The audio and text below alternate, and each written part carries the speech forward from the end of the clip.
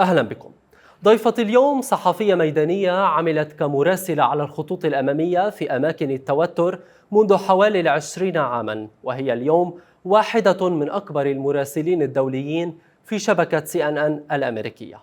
هي ليست غريبة على ميادين التغطيات، وتعتبر رفيقة لعدسة الكاميرا التي ترافقها أينما تذهب لنقل الصورة والحقيقة إلى العالم، حتى باتت تعرف أيضا من قبل السياسيين حول العالم ونموذجا ناجحا للشباب الغربي والعربي الذي يحب مهنة الصحافة والمراسل الميداني تحديدا.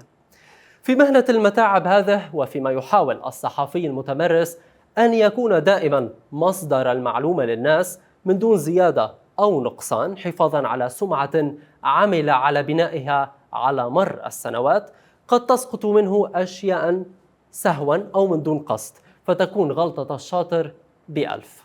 في هذا اللقاء نستمع من لكلاريسا إلى أهم المحطات والتغطيات، أصعب اللحظات، ما لها وما عليها. نسألها عن مقطع الفيديو الذي شاهده الملايين مؤخرا مع الناشطة المصرية.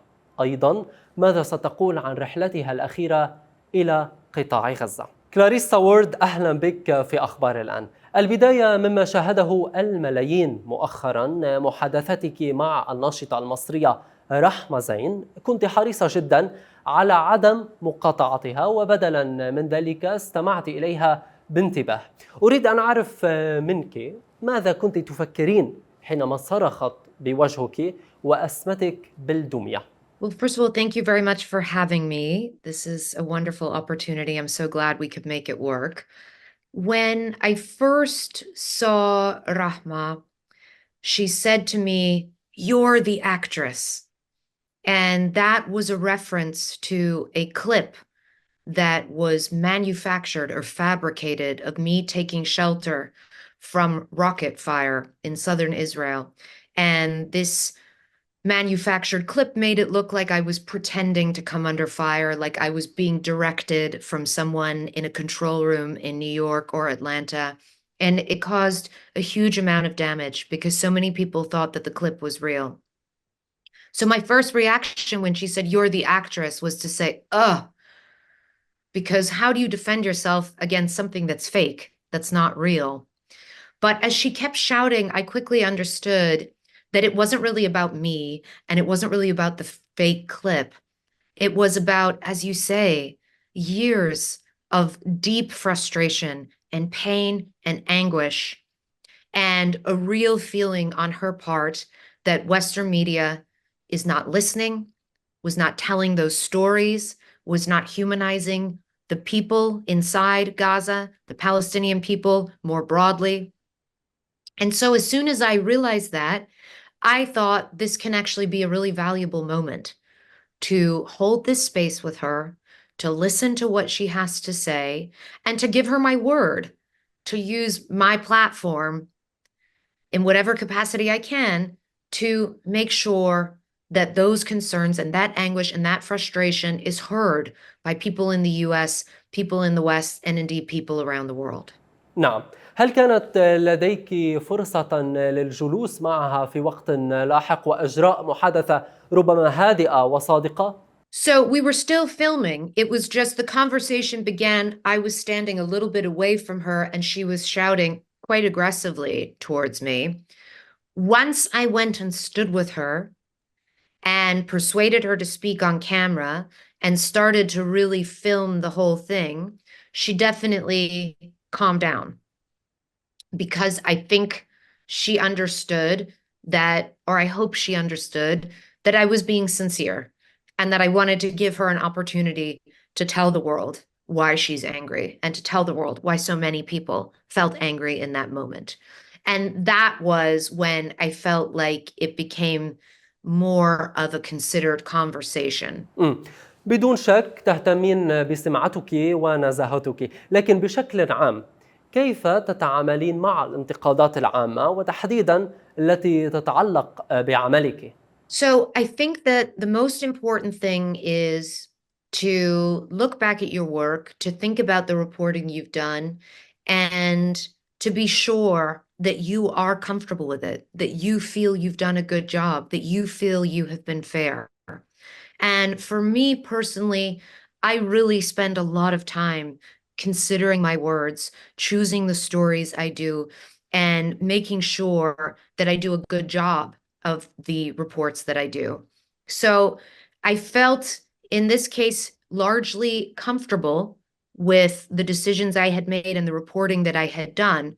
But that doesn't mean that you should not stop to listen to how people see or feel about not just your words, but the words of people you represent. And I think for many, because of my position at CNN, I'm seen as a symbol, not just for CNN, but for Western media, for American media. And so I really try to listen to the criticisms. And even if I feel like, oh, that's a little unfair in terms of my specific report, I try to listen to them more in the vein of understanding of this isn't necessarily about me. This is a broader critique of media as a whole, of mainstream media as a whole. I think it's really important to listen to those critiques. I also think, though, that it's very important not to allow your reporting and your integrity and your work and the words you use and the stories you cover to be dictated by people who may be critical, by people on social media. You have to think long and hard and make decisions from a place of integrity and ethics according to your own standards. And that is very important. Otherwise, you get into a situation where social media is shouting at me about this. I should do that. Now they're shouting this. I should do that. No, your job is not to be popular all the time as a reporter. Your job is not to be loved all the time as a reporter. In fact, if you're doing your job really well, a lot of people are not going to like you. And you're going to get criticism from both sides or every side, depending on what story you're covering. So listen to criticism, give it thought, and give it airtime, but don't allow it to dictate the way you carry yourself as a journalist. نعم، دون الإشارة إلى الأسماء، ولكن في بعض الأحيان يرتكب الصحفيون المعروفون أخطاء فادحة في تقاريرهم. ماذا ينبغي على الصحفي اليوم أن يفعل في حال إدراكه لارتكاب خطأ كبير؟ وما الذي يجب أن يفعله كخطوة تالية؟ So it's a really good question. The most important thing, and I think especially for mainstream media, because there has been such a loss of trust in mainstream media, the most important and vital thing that we can do to show the public that they can trust us is to be very transparent. So when we get a story, we tell the viewer, this is how we got access to this story. This is how we got into this facility. When we make a mistake, as you asked, we tell the viewer, we made a mistake. We said it was 1963. It was actually 1965. Or we made a more significant mistake. We quoted somebody who later we found out to be lying. There are all different kinds of mistakes that journalists can make. We are human beings. There is nothing wrong with making mistakes as long as you are open about the mistakes that you make. At the same time, I always say to my fellow journalists when we talk about the challenges of doing our work in this age of social media, and everybody is so polarized, and social media means people are in their echo chambers, and people who are telling stories on social media are not bound by the same framework of ethics and fact checking and telling both sides of the story that we are. The most important thing for us to do is not to sit there and moan about how hard our lives have become as journalists. The most important thing we can do is to make sure that we work twice as hard not to make mistakes, that we work twice as hard to be incredibly rigorous about reporting accurately and fairly, and to being honest when we fall short of that standard. كلاريسا، الرغبة القوية في الحصول على خبر وأخذ سكوب هل تجعلنا في بعض الأحيان أكثر عرضة لارتكاب الأخطاء؟ وإذا كان الأمر كذلك فما هو الحل برأيك؟ So I think it can, definitely. It's very dangerous because it's very tempting. Oh, I don't want to be outscooped. I want to get this story on first. It's such a great story, but we don't have time. We've got to rush it. And I'll never forget when I worked for CBS News and Scott Pelley, who was the anchor of the evening news, he's a 60 Minutes correspondent. He said to me, Clarissa, no one remembers who got it first. Everyone remembers who got it wrong. And those words just stayed with me forever. When I feel even the slightest temptation to rush something to get it done, I just remember that no one's going to remember I got it first. Everyone's going to remember if I mess up. نعم، بالنظر إلى تجربتك الطويلة في مجال الصحافة، كيف يمكن وصف أو القول أن العام الماضي كان عبارة عن أوقات استثنائية؟ يعني ما هي الأحداث المهمة التي طبعته وجعلته استثنائيا؟ So, I think every year as a journalist, you feel sort of, well, I have definitely felt this way, particularly for the past few years. Like, the news cycle can't get any crazier. We went from Donald Trump to the pullout from Afghanistan with all the disastrous events that unfolded during that period. We then went on to the invasion of Ukraine. We had COVID before that. Then, just as you're thinking maybe things are getting a little bit quieter, you have the attacks of October 7th, the subsequent horrific retaliation in Gaza, and you do have moments, particularly as you think of the possibility, and we're very close to it now, of a real regional conflagration erupting as a result of the events. You do have moments of thinking, how are we going to do this? How can we keep our head above the water when there are so many massive events taking place? Don't forget, we have another US election later on this year. And so it feels, honestly, to me, having done this job for 19 years now, that we are in a moment of profound shift in the world.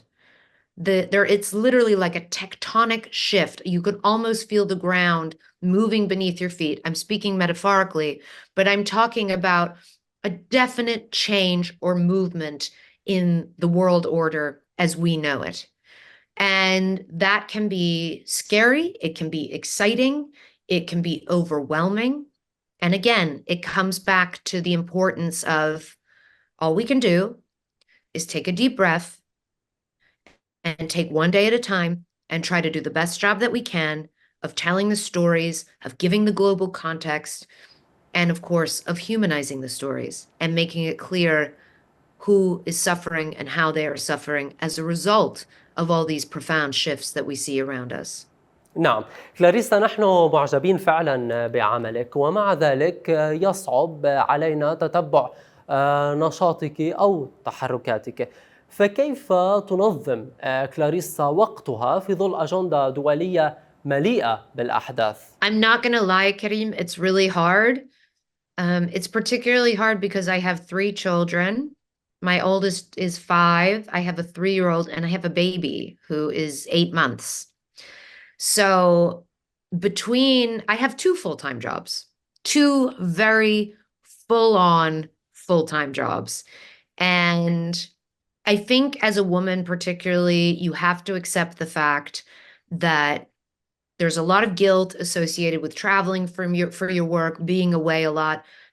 But I know that I'm the best mother that I can be when I am fulfilled and doing what I love and doing what I believe sincerely that I was born to do. And so I hope my children will appreciate that one day. And you try to build up as much support as you can with your team at home, with your team at work. You try to do your best to tell the stories that you care about, that you feel are important.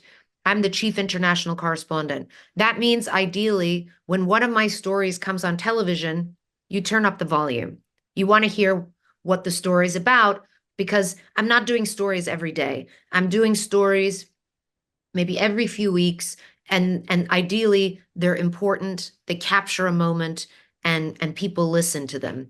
So I think I try to put emphasis on quality rather than quantity.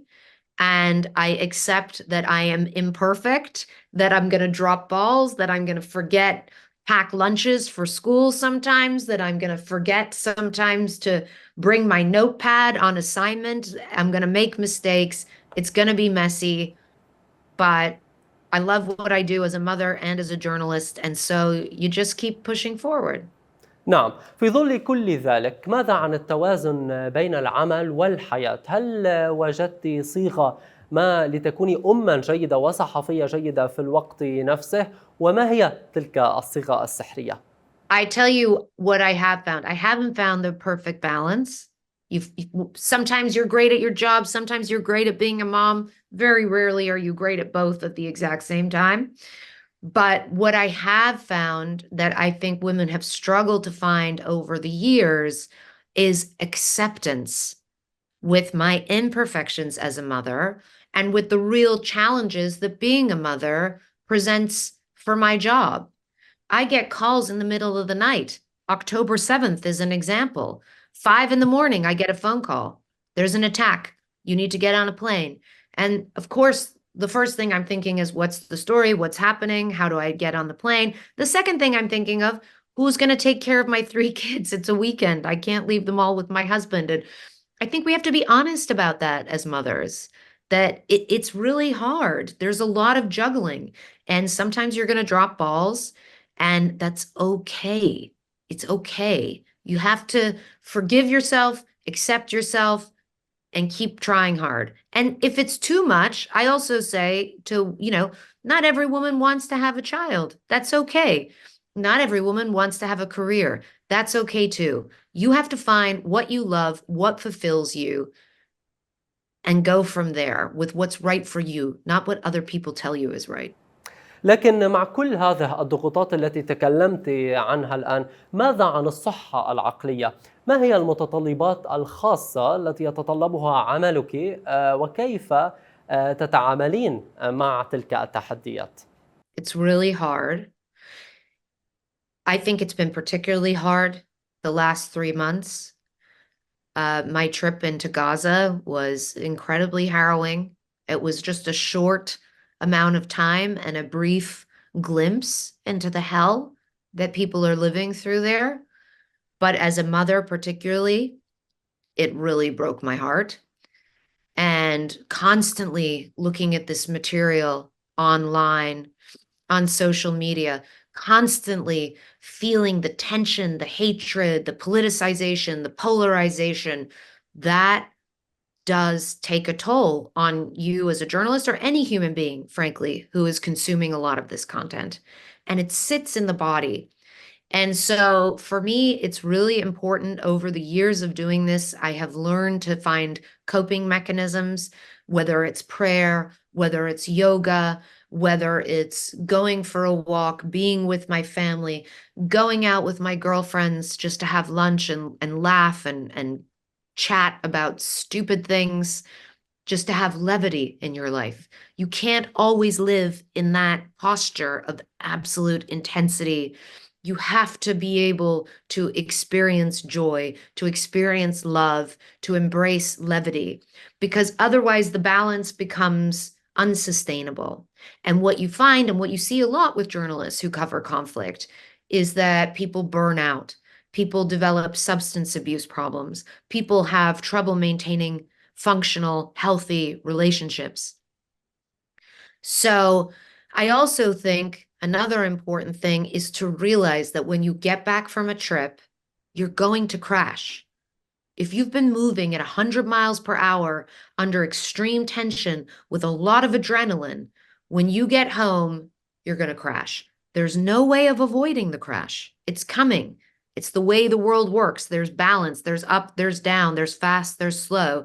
But what you can do once you've experienced it a number of times is to make sure you put a mattress down before you crash. Again, I'm speaking metaphorically, but I mean, be good to yourself, be kind to yourself, stay in bed for a few days.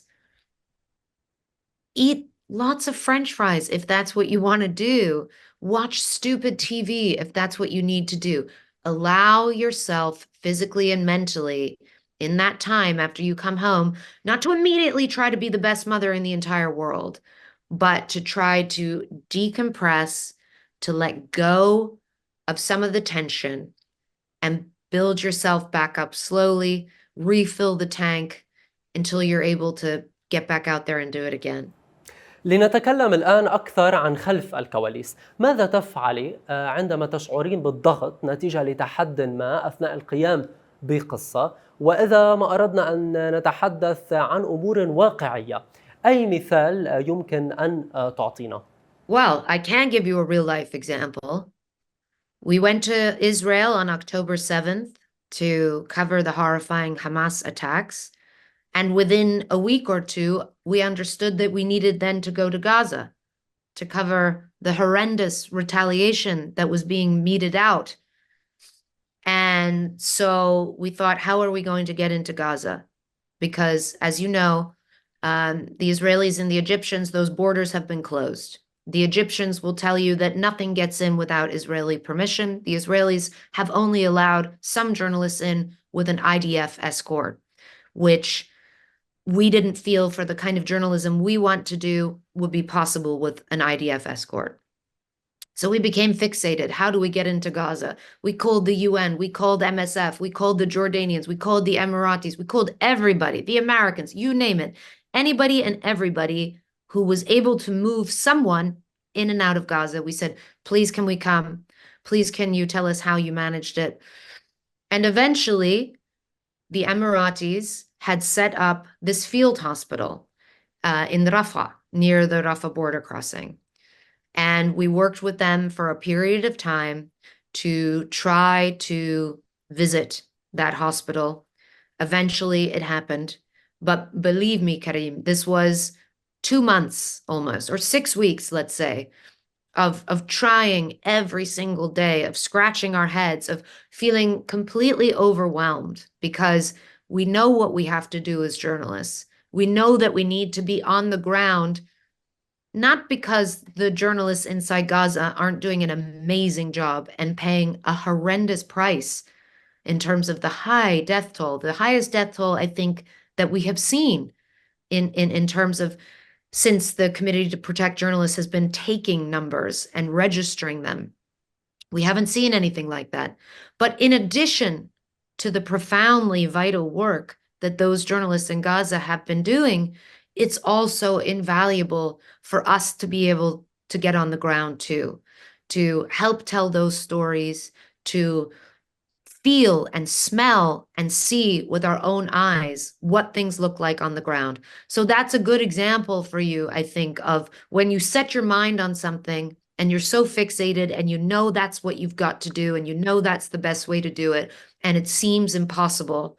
But if you have that laser-like focus and you don't take no for an answer, eventually, inshallah, you'll make it happen. نعم. كلاريسا، ما أكثر تجربة صحفية صعبة مررت بها، وما هي الدروس التي يمكن للصحفيين الشباب والطموحين اليوم أن يستفيدوا منها؟ I think some of my most challenging field experiences were during the war in Syria, which I covered very closely from 2011 right up through 2016. I was on the ground a lot when nobody else was. I was undercover on my own in Damascus, living with activists. I was illegally crossing the border with Turkey to embed with the rebels. I was sitting down on my own with Western jihadi fighters. So there were many situations that were incredibly complex and challenging from a point of view of security and also just the logistics of doing our job and telling the story and being able to get the story out. And I think what I learned from that is, first of all, security first. You should never do a story that you don't believe you can do in a safe way. There are times where you have to accept that there is real risk, but you have to make sure that that risk is mitigated by a lot of planning, a lot of preparation, a lot of deep thought. And I lost a lot of friends in Syria. I have many of my friends were kidnapped, were killed, Syrians and Western journalists. So it was a wake-up call that this isn't a game. This isn't just a challenge. This is real life and death. And so your most important task is to take the time and make the effort to be sure that you can do the story in a way where there is a reasonable degree of security, even if it's still dangerous. And that's what I would say to young journalists. You've got to be focused on the security piece. And you need to look around for the resources, or if you work for a company that provides those resources, whether it's hostile environments training, whether it's making sure that you have the right protective equipment, that you have a flak jacket, that you have a helmet, whether it's making sure that you have the right team on the ground. Locals are the ones who understand much better than you do where it's dangerous to drive to, which checkpoints you should avoid. And so it's about listening to those who have more experience on the ground and also making sure that you have done your homework to do the job and tell the stories in the safest way possible. ما هي الأمور الرئيسية والمعدات الأساسية التي تأخذينها معك طوال الوقت أثناء رحلتك؟ That's a good one. There's a few things I take with me all the time. Battery packs to recharge these phones. They run out of batteries so quickly. So you've got to take, I've got one over there. You have to take your brick that allows you to keep charging your phones when you're in the car. You need a lot of wires and cables. You want to be able to charge your phone from the car battery. You want to make sure that you always have a headlamp, because often you're going to places that might not have electricity, and at night that can be challenging. It can be dangerous. So you've got to have a headlamp. You've got to have equipment in terms of communications that constantly work day and night. You can't be running out of batteries and juice. Beyond that, you've got to have your body armor, of course, depending on what the assignment is. And I would say those are like the most essential things. Good shoes, good boots as well. But yeah, those are the essentials. هل يمكنك أن تخبرينا عن لحظة فقدت فيها الأمل في الوصول إلى قصة ثم حدث شيئا غير متوقع وانتهت بنتيجة رائعة؟ Okay. So when we were in Syria, we interviewed a jihadist leader on the ground for 60 minutes who we believed had been responsible for shooting Syrian soldiers who his men had captured in the backyard, basically. Extrajudicial killings, just shooting them. They were captured. As you know, the law of war dictates if you take a prisoner of war, you can't just kill them. We had only one video that showed the execution of these soldiers, but we couldn't link it definitively to him. So we went to interview him. We pushed him. We asked him about this. We asked him about that. He was very clever. He didn't really answer our questions. He pretended to be much more moderate in his kind of beliefs and ideology. And we left the interview feeling like we didn't really get the story. We didn't really prove it. And then a few days later, we came across the same video clip that we had seen of the men being executed, but the video starts half an hour earlier. And you see a sort of makeshift pretend court case sentencing these men to death. And you can see his men in the courtroom saying they should be sentenced to death. And so then we went back to interview him again. We asked him, have you ever killed any of your prisoners? No, of course not. We would never do that. We treat them so well that they actually ask if they can stay longer. And then we showed him the second video, which showed his men carrying out an extrajudicial killing. And he didn't really know how to respond. And then we basically ran very quickly to the border to get out because, you know, he was not a particularly nice man. We didn't want to spend too much time to see how angry he was going to be. But that was a story where you felt that in the beginning, you didn't really get it. And then something comes along that makes your case much stronger. And we were able to confront him with that. أريد أن أعرف هنا من كان مثلك الأعلى والذي كان له تأثير كبير عليك، وكيف أثرت هذه الشخصية على حياتك والمسيرة المهنية؟ I have had a lot of different role models throughout my career, and this is something I always say to young journalists. Find mentors, find people you look up to, and ask them questions. You can learn a lot from finding people who are willing to take the time to work with you, to answer your questions, to let you tag along and watch how they work. And so I've had a number of people like that in my career who have said, okay, kid, you can come along and just watch me do it. And it seems like a really small thing, but it's actually a big thing, because even though you have such intense dreams and a strong sense of self-belief, you also have that thing when you're 25 years old where you're like, I don't know how I'm going to do this because I don't actually know exactly what I'm supposed to do. So I would say more broadly, though, and this is going to sound sort of trite maybe or like a cliche, but I really mean it sincerely. The people who I draw the most inspiration from in terms of having the stamina to keep telling the stories, and in terms of pushing me to work harder to do justice to them and to tell the stories with dignity, are mothers on the ground in war zones. I have time and time again been so humbled by the resilience, by the courage, by the strength, by the generosity of spirit that I have seen from women who are living through hell, being bombarded day in and day out, and who still are able to push through the fear and summon for their children a sense of joy in their house, a sense of normalcy where it may be possible, a sense of, I'm going to take 5 minutes and brush your hair, even though I haven't slept for 3 days.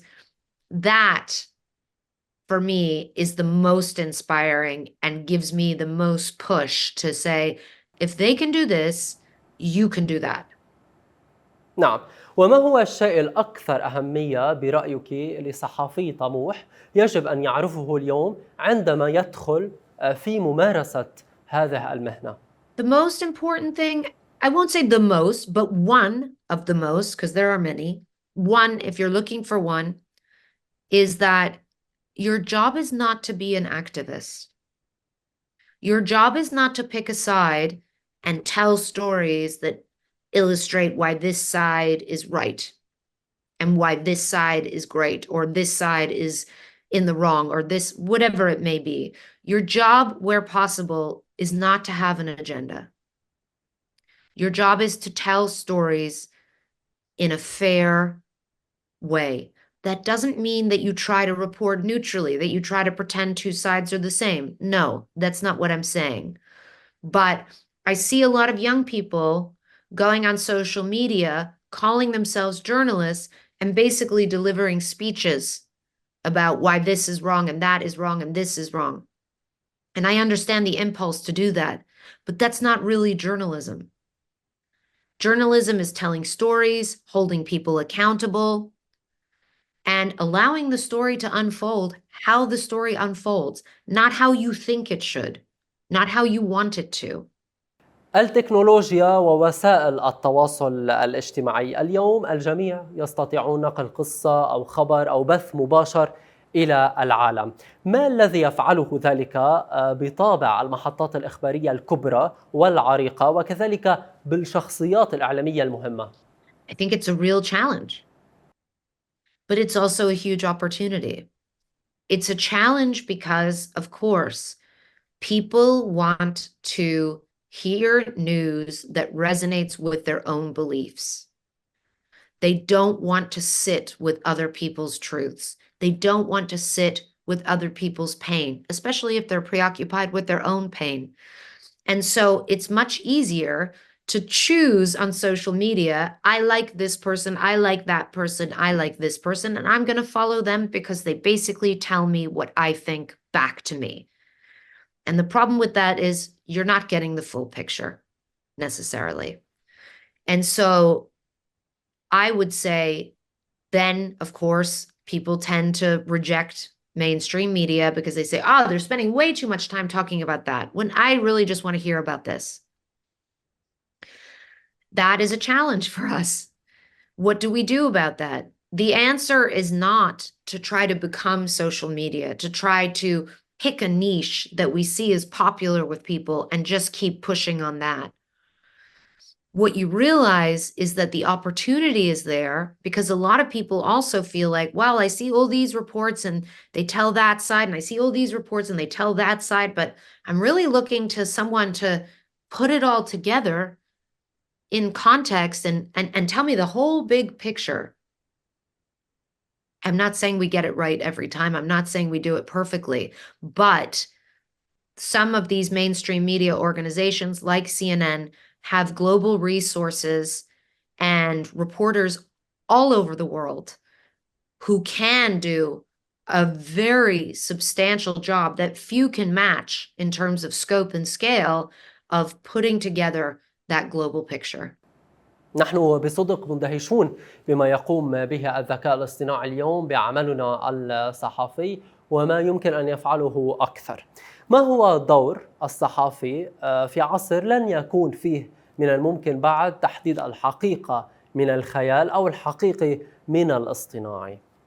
This is a huge concern and a huge threat, not just to journalism and media, but frankly to our societies. We are approaching a world, and some would argue we've already entered it, where the very idea of truth has become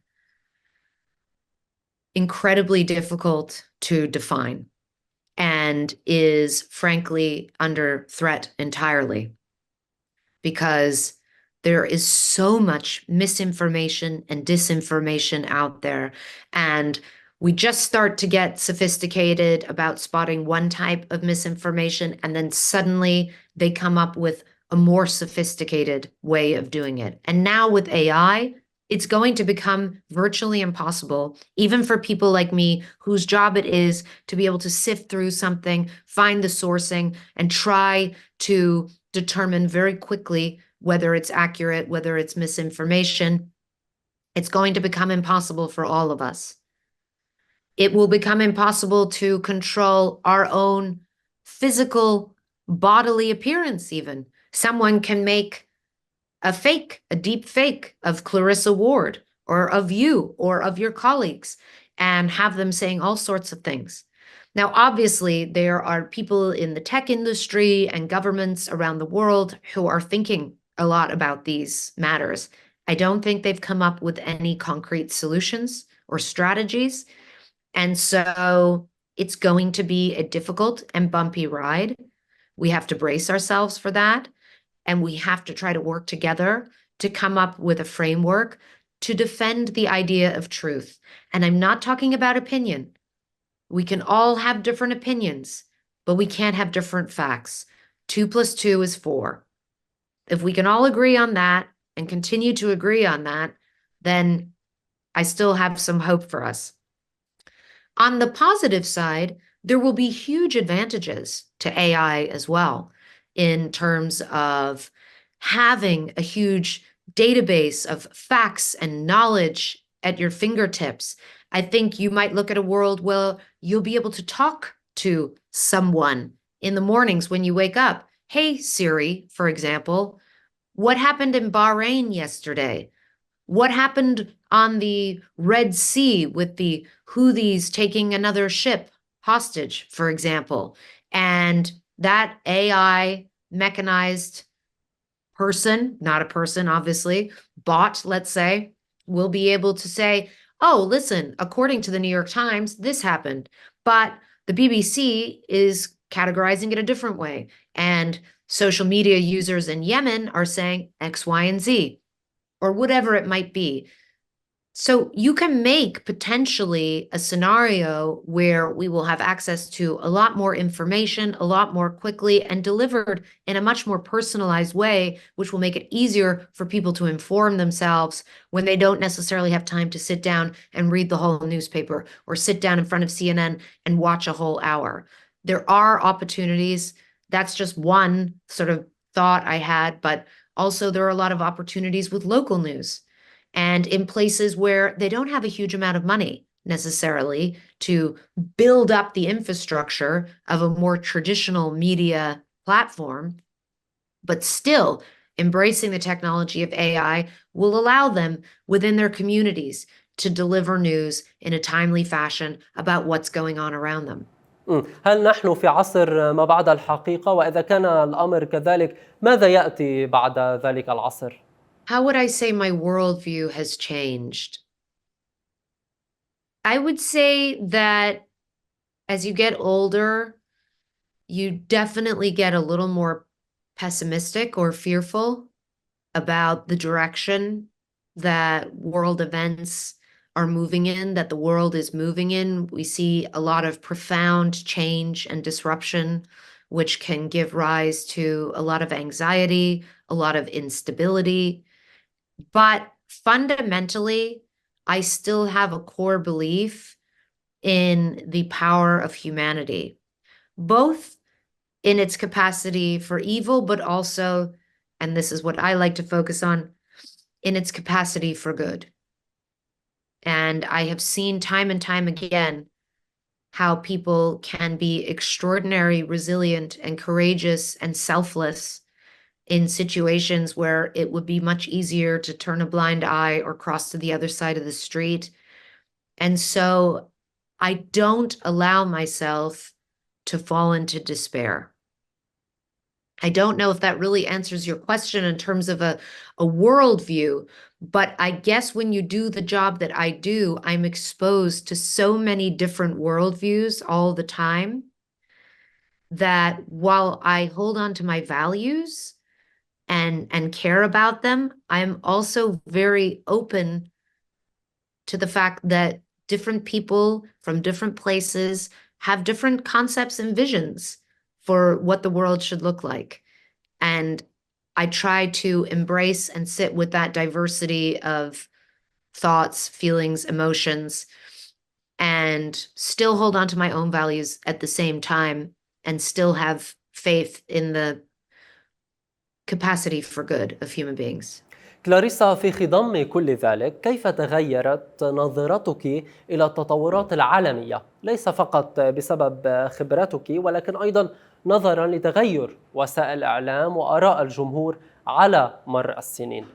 Well, unfortunately, when you enter a post-truth era, what comes after it usually is a uniquely dangerous moment where countries, for example, are vulnerable to the forces of totalitarianism. Because if you take away this idea of a shared sense of truth, then people have nothing to hold on to, especially in the Western world, particularly because religion is not a galvanizing force, let's say, in the way it would have been a few hundred years ago. And so Hannah Arendt, who was a very famous writer, wrote about this a lot in her book on totalitarianism, that the minute a society stops believing that truth exists, that it is real, then that society starts to fall apart because there's nothing binding them together. There's nothing connecting them. There's nothing holding them, an ideology or a belief. So I really hope that we are not yet in a post-truth era, but we are certainly on the brink of it. And we are certainly facing challenges to it, the likes of which I haven't witnessed in my lifetime. على الصعيد الشخصي، كيف غيرت مسيرتك المهنية الطويلة في الصحافة فيك كشخص؟ I think it made me much more humble, much more accepting, much more willing to surrender a bit to the universe in terms of understanding that it doesn't matter how much I work on a story, it's not necessarily going to change events on the ground. It's probably not going to change events on the ground. And you have to be okay with that. You have to be able to pour your whole heart and soul into telling a story and then accept the fact that when you hand it over to the universe will do what the universe will do. And that is no longer in your control. And so as a human being, when you experience that time and time again, when you feel the frustration and the pain that can be associated with that, with not being able to have a positive impact then I think you become a little more zen, a lot more humble, and you also savor small victories and understand how important they are. You'll get an email from one person. Wow, you really changed the way I thought about this topic or that topic. You really made me care about that girl. I had somebody write to me recently saying, I funded 3 girls being taken out of Afghanistan and sent to Portugal to continue their education after watching one of your stories. These were 3 girls who had been in one of my stories. Wow, okay. I didn't ask for that. I didn't try to, I tried to do the best I could to tell the story about these girls, but good things will happen if you keep your intentions in the right place sometimes. So I think you have to be single-minded and very determined and focused to get the story, but then you also have to appreciate that you can't control everything. And that over time has I hope and I think made me a humbler person and a wiser person. نعم. بعد نهاية مسيرتك المهنية، ما نوع حياة التقاعد التي تتمنى كلاريسا الاستمتاع بها؟ I think I would still love to be engaged with the world. I still feel so passionate about traveling and telling stories and listening to people and learning from them and making their experience come alive for people a world away. But in a retirement scenario, I would hope to be able to do that maybe without the frantic pace of the 6 a.m. phone call. You got to get on a plane, and more with just choosing projects that I believe in, that excite me, that inspire me, that I can take my time to tell in a really beautiful way. And also to spending more time with my long-suffering husband, who is an incredibly patient and supportive man, and to watching my children grow up and to being, inshallah, one day a teta and very involved with their lives. And yeah, that's what I would hope. كلاريسا، أخيراً السؤال سيكون مختلفاً. هي لعبة سريعة، سأقول كلمة وسأطلب منك أن تقولي أول شيء يتبادر إلى ذهنك. المنزل. Children. الحياة. Joy. الكاميرا. Work. معلومات المضللة. Depressing. طالبان. Pashtunwali. فلاديمير بوتين. Authoritarianism. اللغة العربية. Hello. النجاح. Fulfillment. كلاريسا وارد، شكراً جزيلاً لك. I really enjoyed it, and thank you so much, Karim, and I'm wishing you all the best of luck with your new program.